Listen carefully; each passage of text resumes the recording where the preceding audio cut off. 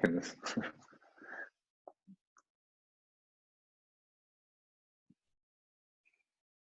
Okay, we should be live now. Hello, I'm Jonathan Bowman-Perks, and welcome back to my favorite time of the week, when we have started the first of our episodes of inspiring leadership in inspiring and unprecedented times. And I'm very lucky this week for our first session to have Danny Payne. Danny is the CEO of the Foreign and Commonwealth Office Services. And we've also got Ben Atkinson, who is from LinkedIn, and this is one of LinkedIn Live sessions. So Danny, welcome. It's great to have you here. Do you want to just begin by telling us a bit about, in a nutshell, what the Foreign and Commonwealth Office Services does? Because it's a fascinating role.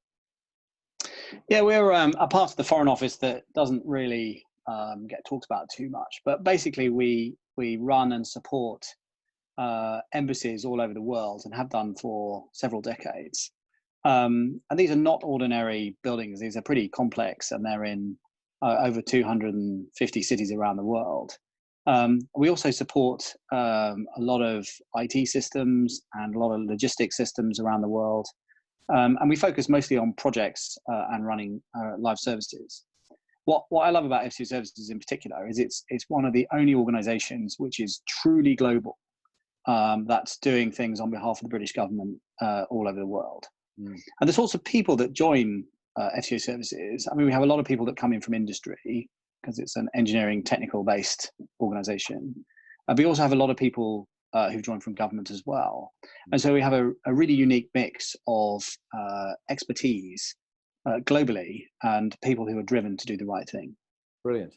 And Danny, you've been CEO for 4.5 years through a time of unprecedented change, which you've helped happen. You've had a whole variety of crises and problems that go on in the world in different countries. You're having to deal with a lot of quite highly sensitive things to do with the British government abroad. But what have you learned about surviving in crisis and emergencies? What would be your story or your top tip about surviving, firstly, before we talk about thriving in this environment? I think it makes a big difference if you've already practiced crisis. And each of you has a pretty clear view as to how you roll out of normal operations into crisis and then back again. So you've actually got the familiarity. And so we do a lot of testing for crisis. And if you can imagine working globally, there's always something going on that actually needs some degree of attention. So it's never quite normal business. But I definitely say the scenarios and then practicing those with your team, so each of you drops into the crisis mode very, very quickly. That makes a big difference. Yeah. And one of the organizations I was working with, they've given themselves in this time of this global pandemic three things, three principles. One is care for your customers and your clients, look after them. Secondly, look after your organization and your people in it. And thirdly, prepare for the recovery. Now, how do you thrive and prepare for recovery from a disaster that you've been involved in, or getting people evacuated from a country, or all the power or the generation goes down somewhere, no comms? You know, how do you thrive? How do you bounce back from something like this, Danny? It's not often that we have something that affects the whole world and the whole organization and the many, many people that interface and interact with the organization. So this is COVID-19 is certainly unique. And so, you know, you wouldn't have had the opportunity really to have practiced exactly the scenario that we now find ourselves in. But there are many, many occasions where lots of our systems or our people get caught up in difficulties. So whether it's a civil war breaks out in a country, or whether it's, you know, a political intervention in a country, or maybe even it's something as simple as our IT platforms go down, and we can no longer provide the service. Each of these requires a unique response, and we have a gold, silver, bronze mechanism set up for managing each of these, and we have a recovery system in place for that.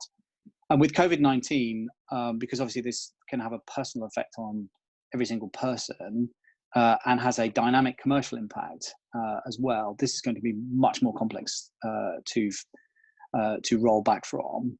Yeah. So the important thing now, I think, is how we are performing and how we are delivering the services that are essential from us. Yeah. And how we are planning for recovery and how quickly we can make that recovery.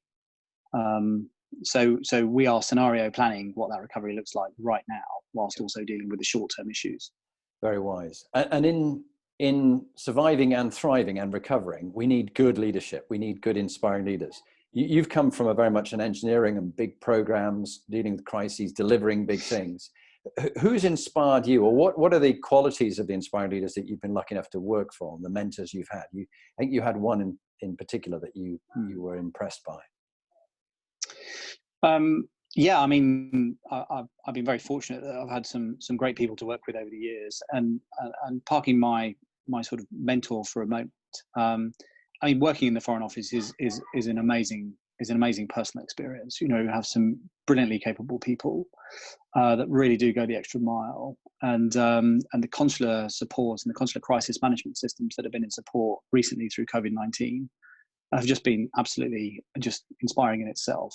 And our teams around the world, you know, they're supporting this effort to help to repatriate British nationals, you know, as borders close and flights dry up. So it's been tremendously difficult for many people. We've been in the background keeping all of this operational.